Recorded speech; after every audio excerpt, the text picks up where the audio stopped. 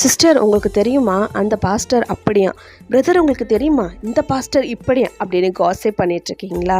கர்த்தரே எனக்கு ஆவியில் வழிநடத்துறதுக்கு நீங்கள் நியமித்த ஊழியக்காரர் அவர் சொல்கிறபடி அவங்களுக்கு கற்பிக்கிறபடி அவரோட வாழ்க்கையை வாழ மாற்றாரே அப்படின்னு நினச்சி கர்த்தர்கிட்ட அழுது புலம்பிகிட்ருக்கீங்களா?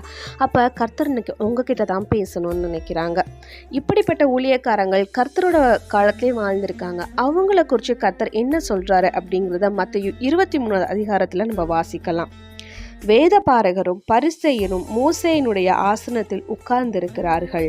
ஆகையால் நீங்கள் கை கொள்ளும்படி அவர்கள் உங்களுக்கு சொல்கிற யாவையும் கை கொண்டு செய்யுங்கள்.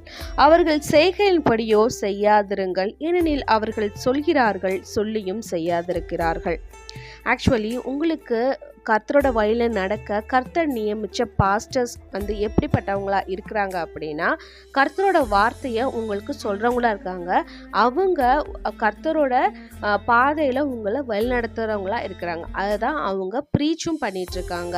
பட் அவங்களோட லைஃப் அப்படி இல்லை அப்படின்னா கர்த்தர் என்ன சொல்கிறாருன்னா, நீங்கள் அவங்களுக்கு சொல்கிறாங்கல்ல, உங்களை பைபிளில் படித்தா தானே உங்களுக்கு விளக்கி சொல்கிறாங்க, அப்போ என்னோட வார்த்தையை நீங்கள் பின்பற்றி வாருங்க. அவங்க லைஃப்பில் அப்படி வாழலை அப்படின்னா அது கர்த்தர் பார்த்துக்குவார். அவங்களுக்கான கணக்கை கர்த்தர் தீர்த்துக்குவார். நீங்கள் அவங்க வாழ்க்கையை பார்த்து நான் இப்படி தான் வாழுவேன் அப்படின்னு இன்ஃப்ளூயன்ஸ் ஆகாமல் பைபிளை படித்து கர்த்தர் எப்படி வாழ சொல்கிறாரோ அப்படி வாழுங்க. அவங்கள கிரிட்டிசைஸ் பண்ணுறதோ இல்லை அவங்கள பற்றி அவதூறாக காசிப் பண்ணுறதோ நம்மளோட வேலை இல்லை. நம்மளோட வேலை எல்லாமே கர்த்தரை துதிக்கிறது, கர்த்தருக்கு பிரியமான பிள்ளைகளாக நம்ம இருக்கிறது தான்.